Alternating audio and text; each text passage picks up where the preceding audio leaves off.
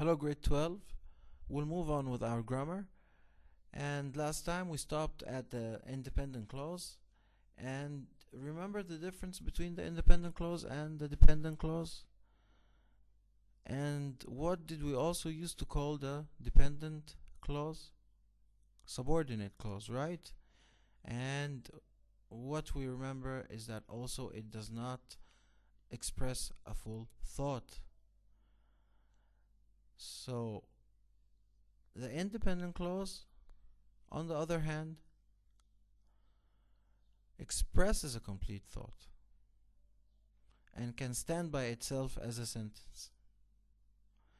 So an example, the Mexican artist Jose Guadalupe Posada opposed the dictatorship of Porfirio Diaz.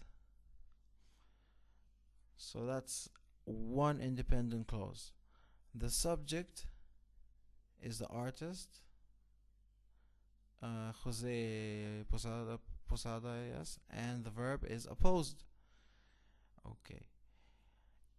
In his paintings, Posada attacked the Diaz regime. So that's another clause here, because it contains a subject and a verb.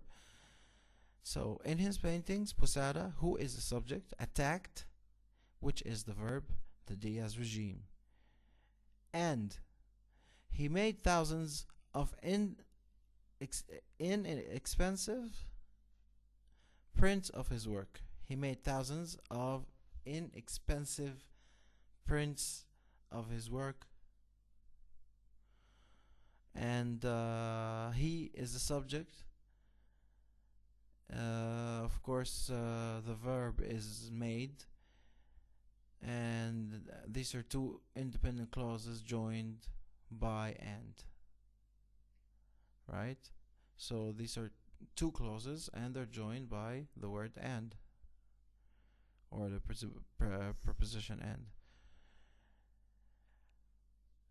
The next example, Posada's art helped to steer the social unrest that led to the overthrow of Diaz in the revolution of 1910.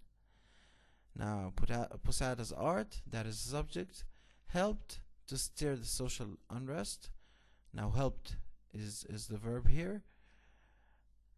So it helped to steer the social unrest. That led, so that again is the subject, and led is the verb, to the overthrow of Diaz in the revolution of 1910.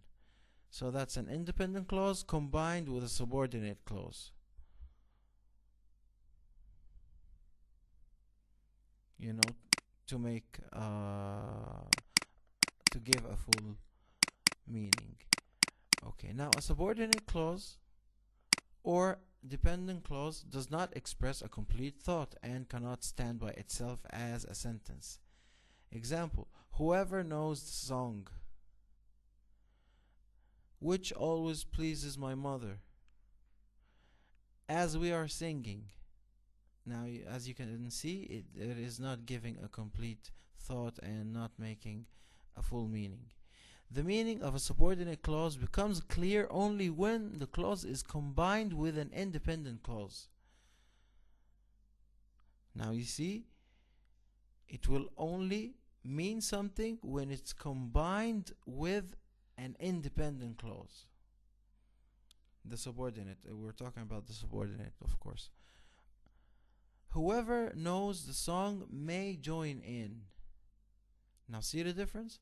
Whoever knows the song may join in. That's a full idea. Now whoever is the subject and knows is the verb. The other example, we sang, we shall overcome, which always pleases my mother. Now again, these are two clauses joined to give a full meaning. One is subordinate and one is independent, and we can see the subject which and the verb pleases. Another example, as we were singing, we joined hands and formed a circle. So we is a subject, and singing, where singing is the verb. Alright, very well. Now we can move on. Identifying independent and subordinate clauses. So how to differentiate between them? Identify the italicized word group in each of the following sentences as an independent clause or a subordinate clause. The inscription on the Rosetta Stone, which was found in 1799, that was found in Egypt, just for your information, helped scholars learn more about ancient Egyptian hieroglyphics. Okay. So that's an independent clause because it's a clause that has a full meaning. Now I expect you to do the same with the rest of the statements, and don't hesitate to come back to me if you find any difficulties. Egyptology is the branch of learning that is concerned with the language and culture of ancient Egypt. Second statement. Until the Rosetta Stone was discovered in 1799, the ancient Egyptian language was an enigma to scholars. So they never knew the real meaning of the hieroglyphic language until the Rosetta Stone was discovered. A man named Bouchard, who was a captain under Napoleon, and some of the Bouchard's men found the stone near Rosetta, a city near the mouth of the Nile. As you can see, the following photograph of the Rosetta Stone, it has 3 different kinds of writing inscribed on it. Because the same message was written on the stone in 2 kinds of Egyptian writing and in Greek script, the stone provided the needed key for deciphering ancient Egyptian writings. Okay, more statements. Number 6. When the Rosetta Stone was found, part of the hieroglyphic portion was missing. Scholars could easily read the Greek inscription, which was nearly complete. In 1816, Jean-François Champollion and Thomas Young isolated several hieroglyphics that they believed represented names. Number 9. The message that was inscribed on the stone was not very exciting. Since the priests of Egypt were grateful for benefits from the king, they were commemorating the crowning of Ptolemy V.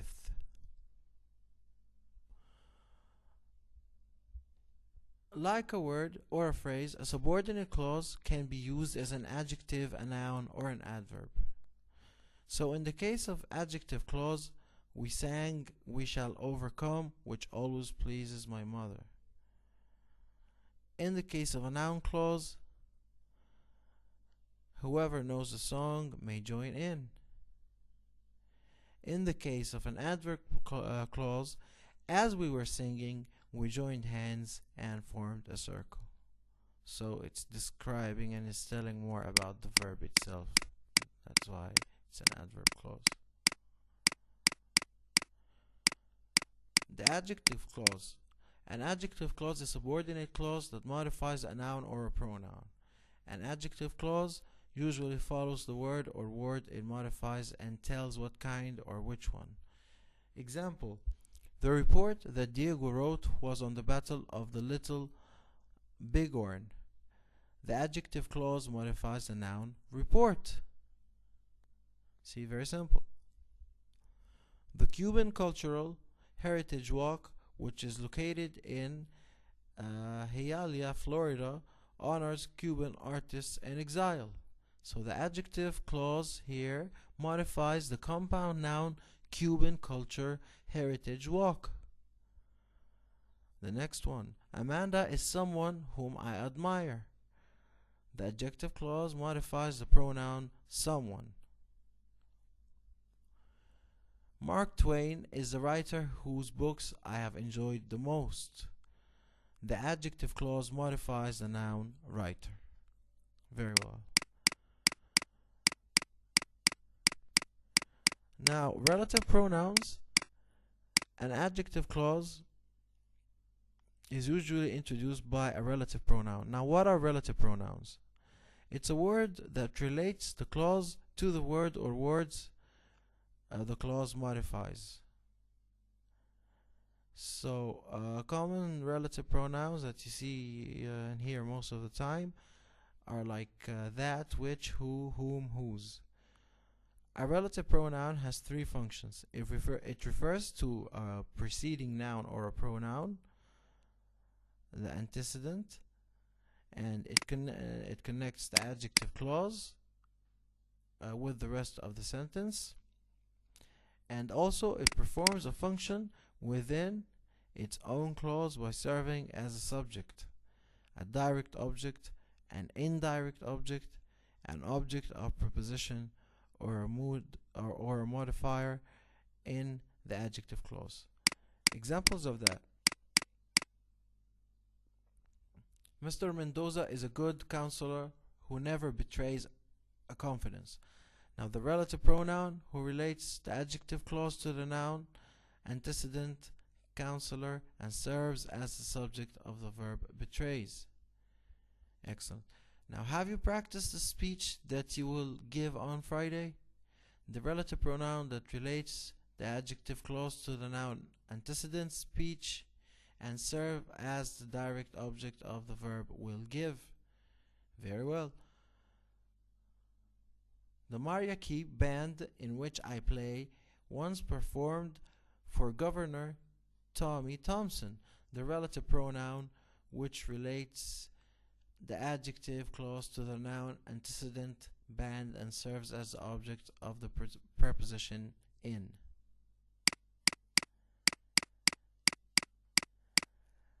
Handling is the one whose essay took first place.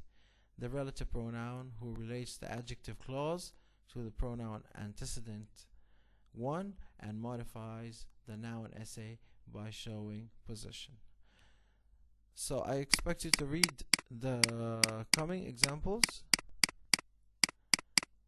and we can discuss them the next time. So we'll stop here today and we will start next time. I'll tell you from where. From the noun clause, okay? But I expect that you read the previous examples. I'll show them to you slowly on the computer so that you can read them easily. Okay, so we've done until the handling, right? That one here, and I need you to read these and try to figure them out. So we got two examples here and more examples here.